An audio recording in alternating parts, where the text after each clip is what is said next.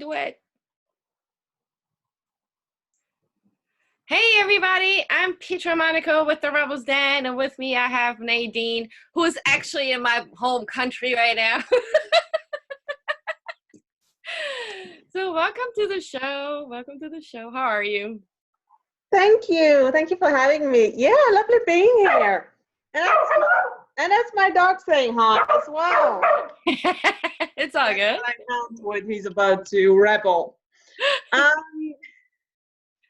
Yes, so I was just sharing with you, I don't really know what you do. I know you and I have been connected for quite some time. And I was like, wait, I don't even know what she does. So what do you do? what do I do? Basically what I do is I work with coaches, consultants, and entrepreneurs, and I help them just to get corporate clients in order just to get a foot in the door and going for the larger accounts, like especially nowadays, there's so much going on building your business, etc. And I'm like, oh gosh, we need them, they need us. Like big corporate companies have been around for ages, and now we have the big online world stuff, which is brilliant. Why not merging those two together? Yeah.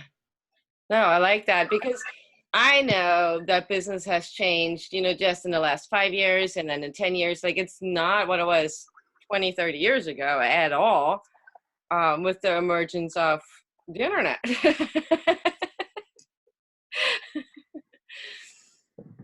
Indeed. Yeah. So what was the turning point for you to start on that venture? Like, what made you start? Like, this is the thing that I'm going to do, and this is how I'm going to blend the things. Because it is about blending two different worlds. Well, the thing is, it's like I've always, I have to say, I have a very strong corporate background. I have worked for really large companies. Like, if you're looking at my resume, and I don't want to brag, but it's like, No, these go are ahead. names. You're loud. No, but these are names like most people know, and these are not the small little companies. It's a really household names. And I come from a background from training and development. So I've been a person who hired coaches, trainers, consultants, organization development specialists, other services. And at a certain point, and actually that was when I moved to Germany, because I am originally from the Netherlands. And after the 2008 economic crisis hit, like the whole big ball, whatever thing, turbulence, worlds, the whole world stands down. I used that as an opportunity because I had a nice job over there.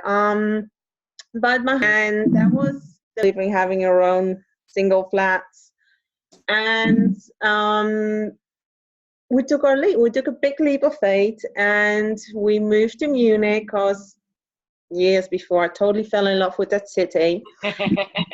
And we never regretted it. So that was 10 years ago. Wow. And I came here and I was like, okay, I don't have a job. What am I going to do? So I kind of switched sides. I started to offer my services as a coach and consultant, as a freelancer. And that's how my business started.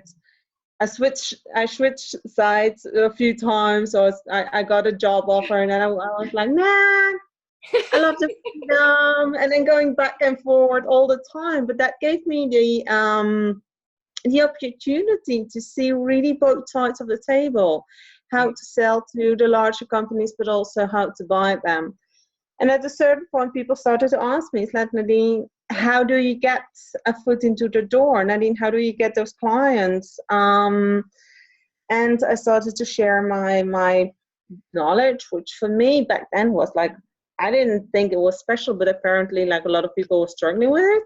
Yeah. And that's how I kind of slid into what I'm doing right now. It's so funny that you brought out that, that you don't think it was anything extra special. I think we all go through that, like,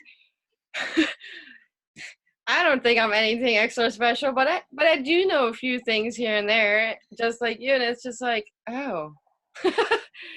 Like people see that value more Yeah. so we can see that for ourselves, right? And then I think that's a really important point to remember as we venturing into entrepreneurship, whatever that looks like for people, is that you do have something to offer. Yeah. You can't see it yourself. Other people see it and they want it. Like there's a want and even a need out there for it, right? Like people want Yeah. that kind of a thing. And then you're like, oh, I can make this a business, which is really, really cool. Yeah, it was like, why are you asking me? So it's like, for me, it was normal. And all of a sudden I was like, maybe having been on both sides of the table has had its benefits. Yeah. Yeah. Yeah, I really love that. So every entrepreneur has those really tough days, right? Those challenging days where we're like, oh, like you even mentioned, like going back and forth between should I get a job, not get a job. Like I go through this mess all the time. And so you wake up, you have like this really hard day. How do you move through that? Because I think it's so important that we understand, or at least recognize, this is just maybe temporary, right? I mean, it's not gonna necessarily be permanent, but we're gonna have those hard days. How do you maneuver through them? Well, you have bad days and you have very bad days. Well, the thing is sometimes it is also just to be pragmatic and realistic. Like for instance, and I'm going to be very honest here, like last year was really, really tough. I also had a little bit of a tiny big incident with the German tax office. Don't mess with them. And that and like I take full responsibility for it. And the thing is, I was, like I said, I was like, okay, I can go on and really put a lot of stuff at risk over here, or just be sensible and take this contract corporate work. Yeah. And that was like, okay, that really made me, okay, it's not what I want. I know where I'm going at, but it's just like it'll calm down everything again. Everyone, all the big institutions who show they match us, like, gosh, honestly. Those Germans. Sometimes that is the thing, and that's where I was like last year around this time. Now looking back, it was a very wise decision, because it also gave me the opportunity to reflect, what is it I really want, instead of going into this total survival mode. Where are my strengths? Where do I really want to go? What's my big vision? And that's also one of the things if things are not going very well, I'm looking at, or like those tough days, like looking at, why am I doing this? Yeah. What do I want to get out of this? What is my big dream? And my big dream in the end is moving to France and having a lovely cottage somewhere in the countryside and sipping wine in my garden at evening. There you go. Having it all planned out.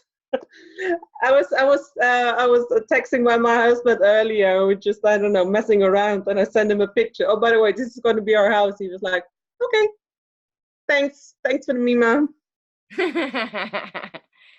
Now it's just like, indeed, like, okay, focusing on why you're doing it, and also focusing on not the current circumstances, but also where you want to go. Yeah, I find that definitely important. So how do you like living in Germany? I know you've been there for 10 years. I haven't been home in a really long time. Yeah, no, I really like it, except for certain parts of it, like mentioned before, but that could happen in any country, to be honest. Oh, this is very true. Or Dutch taxes, like, just in general, don't mess with the big guys.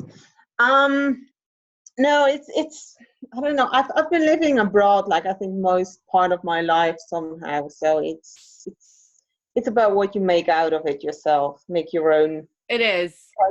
Yeah.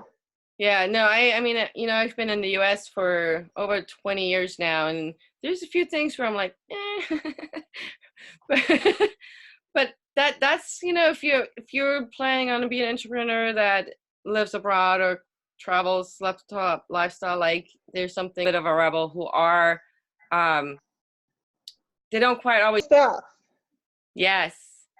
All right. Have a great rest of your evening because it's. Yeah, it's 7 p.m. here. Yeah, I was like, wait, you're ahead of my time now. What direction? That's always a question. Time zones. Yes. Lovely. All right. Thank you so much. Thank you.